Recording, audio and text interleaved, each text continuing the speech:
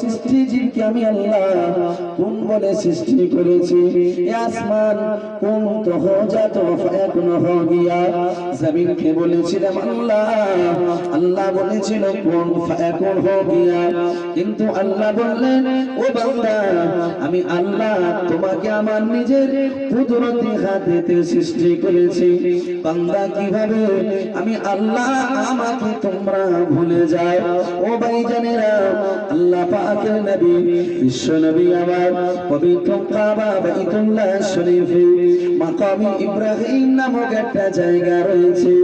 নবী ইব্রাহিম আলাইহিস সালাতু ওয়াস সালাম, নবী ইব্রাহিম আলাইহিস সালাতু ওয়াস সালাম যখন দ্বিতীয়বারের জন্য কাবা নির্মাণ করতেছিলেন, পৃথিবীর এমন একটা সিঁড়ি নাই সেই সিঁড়িটা অটোমেটিক নিচে নামবে এবং উপরে নামবে।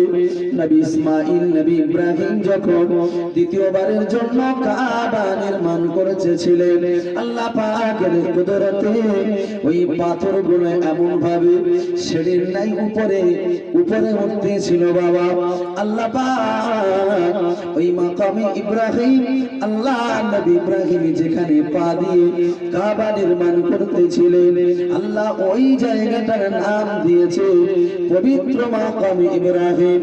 तमाम বিশ্বে যত হাজী বান্দা উমরা হজ বা কবর হজের বান্দা যাবে, ওই বান্দাগুলো মাকামে ইব্রাহিমের কাছে 2 রাকাত নামাজ না পড়াকালীন তার হজটা আল্লাহর দরবারে কবুল হবে না। এটা হচ্ছে মাকামে ইব্রাহিম, ইব্রাহিমের নিদর্শন।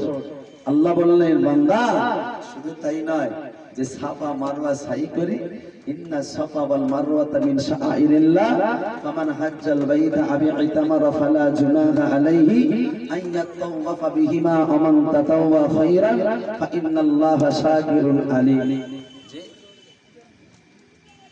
আম্মাজান হাজেরা ইনি যে সাফা মারওয়া সাই করেছিলেন, এই আম্মাজান হাজেরার পাগলামিটা तमाम বিশ্বের মানুষের জন্য হজ হিসাবে কবুল করেছেন। জোরে বলে সুবহানাল্লাহ। বলে যাও, আওয়াজ দিয়ে বলা যাবে না?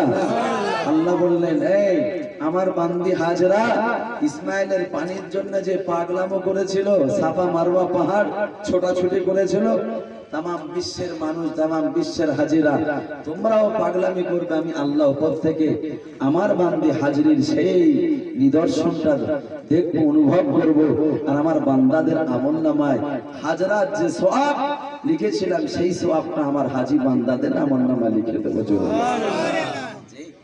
অনেক কথা বলার আছে, বেশি কথা বলার সময় নেই। আল্লাহ আমাকে আপনাকে সকলকে কবুল করেন। জোরে বলেন আল্লাহুম্মা আমিন। বাবাজি বাড়িওয়ালা ভাইয়ের পক্ষ থেকে, বাড়িওয়ালা বাবাজির পক্ষ থেকে, উনি আমাদের ওস্তাদ সমতুল্য মানুষ, যে খুব আদর করে, যত্ন করে, ভালোবাসে। আমিও খাস ভাবে ওনার কাছে দোয়া রাখলাম। বিশেষ করে ওনার পক্ষ থেকে আমিও বলছি, আমরা গ্রাম